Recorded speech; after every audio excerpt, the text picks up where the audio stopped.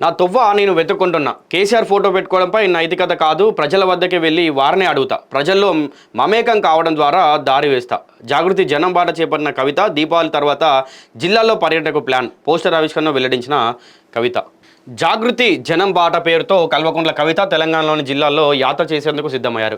ఓ రకంగా ప్రత్యామ్నాయ రాజకీయ వేదికగా జాగృతిని తీసుకొని వెళ్లే ప్రయత్నంలో ఉన్నారు. అలాగే ఇది బీఆర్ఎస్కు వ్యతిరేకంగా చేస్తున్న దండయాత్రగానే చూడాలి. ఈ సందర్భంగా బుధవారం యాత్రపై మీడియాతో కవిత మాట్లాడుతూ 4 నెలల పాటు యాత్ర ఉంటుందని, ప్రతి జిల్లాలో 2 రోజులు ఉంటామన్నారు. జిల్లాలో ఉన్న అన్ని వర్గాల ప్రజలతో కలిసి మాట్లాడతామని చెప్పారు. జాగృతి జనం బాట పోస్టర్ను కవిత విడుదల చేశారు. పోస్టర్పై తెలంగాణ తల్లి జయశంకర్ ఫోటోలు ఉన్నాయి. కేసీఆర్ ఫోటో లేకుండానే కవిత పోస్టర్ను విడుదల చేశారు. అంతేకాకుండా కేసీఆర్ ఫోటో తీసేయడానికి కారణాలు కూడా కవిత మీడియా సమావేశంలో చెప్పుకొచ్చారు. సామాజిక తెలంగాణ కోసం ఏం చేయాలనే విషయాలను ప్రజల నుండే తీసుకుంటామన్నారు. సామాజిక తెలంగాణ అంటే నినాదం కాదు, విధానం అని వివరించారు. తాము ఉన్నన్ని రోజులు సామాజిక తెలంగాణ కోసం పనిచేస్తామని స్పష్టం చేశారు. ప్రజాస్వామ్యంలో ప్రజలే గురువులు అన్నారు. పెద్ద పెద్ద నాయకులను కూడా ప్రజలు ఓడించి ఇంట్లో కూర్చోబెట్టారని గుర్తు చేశారు. ప్రజల దగ్గరికి వెళ్ళి సమస్యలు తెలుసుకుంటామని కవిత అన్నారు. కేసీఆర్ ఫోటో లేకుండానే యాత్ర చేశామన్నారు. కవిత కేసీఆర్ ఫోటో లేకుండా తెలంగాణ రాలేదని, అయితే కేసీఆర్ ఫోటో పెట్టుకుంటే నైతికంగా కరెక్ట్ కాదని చెప్పుకొచ్చారు. నేను నా తొవ్వ వెతుక్కుంటున్నా అని అన్నారు కవిత. జాగృతి పెట్టినప్పుడు కూడా కేసీఆర్ ఫోటో పెట్టలేదని విషయాన్ని ఈ సందర్భంగా గుర్తు చేశారు. జాగృతి పెట్టినప్పుడు జయశంకర్ ఫోటో పెట్టామన్నారు.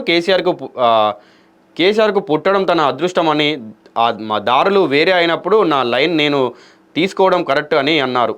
కేసీఆర్ ఒక పార్టీకి అధ్యక్షుడిగా ఉన్నారని, ఆ పార్టీ నుండి తనను సస్పెండ్ చేశారని తెలిపారు. నైతికంగా కరెక్ట్ కాదనే కేసీఆర్ ఫోటో తీసేసినట్లు వెల్లడించారు. దుర్మార్గుల నుంచి చెట్టును కాపాడేందుకు తీవ్ర ప్రయత్నాలు చేశానని కవిత సంచలన వ్యాఖ్యలు చేశారు. జాగృతి మొదటి నుంచి స్వతంత్రంగా పనిచేసిందని, కేసీఆర్ నుంచి ఒక్క ఆలోచన తీసుకోలేదన్నారు. ఒక్క ఆలోచన కూడా తీసుకోకుండా స్టార్టింగ్ నుండి జాగృతి స్వతంత్రంగా పనిచేసిందని చెప్పుకొచ్చింది. తాను బీఆర్ఎస్లో చేరిన తర్వాత పార్టీతో జాగృతి అనుసంధానంగా పనిచేసిందని వివరించారు. తన సస్పెన్షన్కు కారణాలు విశ్లేషించుకున్నానని తెలిపారు. పేగులు తెగేదాకా తెలంగాణ కోసం కొట్లాడానని అన్నారు. భౌగోళిక తెలంగాణ సాధించుకున్నామని, సామాజిక తెలంగాణ సాధించుకోలేకపోయామని వ్యాఖ్యలు చేశారు. సామాజిక తెలంగాణ కోసం మాట్లాడడం తప్ప అని ప్రశ్నించారు. ఏదో తప్పు మాట్లాడినట్టు చూపించి కుట్ర చేసి బయటికి పంపారని మండిపడ్డారు. ఇక కాంగ్రెస్ ప్రభుత్వం పట్ల సానుకూలంగా ఉన్న రంగలెత్తారు. అనేక సమస్యలు తెలంగాణను పట్టి పీడిస్తున్నాయన్నారు. ప్రభుత్వం సమస్యల పరిష్కారాన్ని పక్కన పెట్టి ప్రతిపక్షాలను తిట్టడమే పనిగా పెట్టుకుందని మండిపడ్డారు. 8 మంది బీజేపీ ఎంపీలను గెలిపిస్తేనే ఒక్క రూపాయి కూడా తేలేకపోతున్నారని విమర్శించారు. 10 సంవత్సరాల్లో తెచ్చిన ఫలితాలు ఇప్పుడు అందడం లేదని కవిత వ్యాఖ్యలు చేశారు.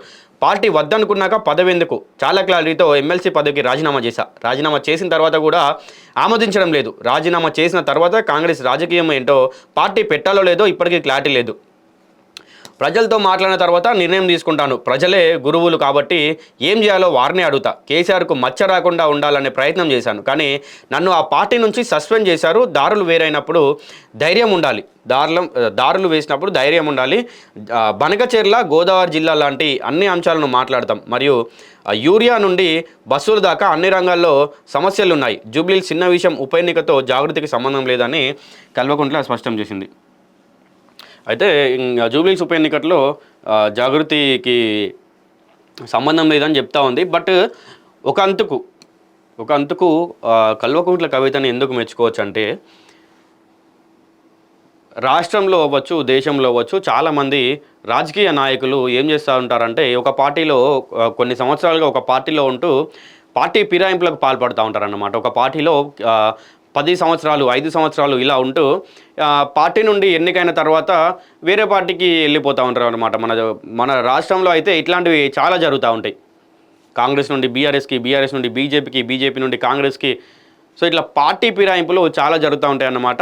ఎన్నికైన తర్వాత పార్టీ చేరికలు అవ్వడం అనేది కరెక్ట్ కాదు అది. బట్ కవిత గురించి నేను ముఖ్యంగా ఎందుకు చెప్తా ఉన్నానంటే, పార్టీ సస్పెండ్ చేసిన వెంటనే నాకు ఆ పార్టీ తరఫున వచ్చినటువంటి పదవి నాకు ఏమాత్రం అవసరం లేదని చెప్పి వెంటనే రాజీనామా చేసేసింది. అది ఒక స్పోర్టీ స్పిరిట్, అది ఒక ఉద్యమకారులకు అవ్వచ్చు, అందరికీ కూడా ఉండాల్సినటువంటి ఆలోచన, ఐడియా అది. ఈ రాజకీయ నాయకులు ఎట్లా తయారవుతున్నారంటే, ఒక పార్టీ నుండి ఎన్నికైన తర్వాత వేరే పార్టీలో వీళ్ళకి కొంచెం డబ్బులు అవ్వచ్చు, లేకుంటే పదవి రకంగా అవ్వచ్చు, ఏ విధంగానైనా నాకు వేరే పార్టీలో కొంచెం వీళ్ళకు మంచి జరుగుతుంది అనే ఆలోచన వీళ్ళకి వచ్చిన, లేకుంటే పార్టీ అధిష్టానం నుండి వీళ్ళకు పిలుపు వచ్చినా కూడా వెంటనే ఆ పార్టీలో చేరిపోతున్నారు అన్నమాట. మరి ఈ పార్టీ నుండి ఎన్నికై ప్రజలు ఈ పార్టీని నమ్మి వీళ్ళకి ఓటేసిలు అన్న విషయం మర్చిపోతున్నారు. అభివృద్ధి చేయాలనే ఆలోచనే లేకుండా పోతుంది. దానికోసం అని చెప్పి నేను ఈ కల్వకుంట్ల కవితది చాలా మంచి ఆలోచన అని చెప్పొచ్చు. అండ్ ఒకవేళ పార్టీ పెట్టిన తర్వాత కూడా చాలామంది ప్రజలు ఈమెకి సపోర్ట్ చేసే ఛాన్సెస్ కూడా ఉన్నాయి. అండ్ ఇంకా ఇప్పుడు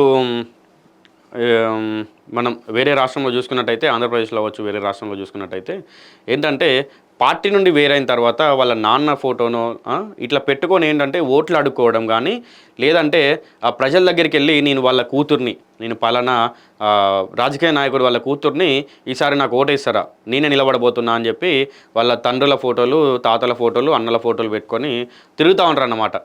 కానీ కనీసం ఎక్కడా కూడా తన తండ్రి పేరు కనీసం కూడా తీయట్లేదు. అంటే ఓట్లు అడుక్కున్నప్పుడు నాకు తీయట్లేదు. నాకు చాలా బాగా అనిపించింది అట్లా కవిత. ఈ ఆలోచన చాలామంది చేయరు.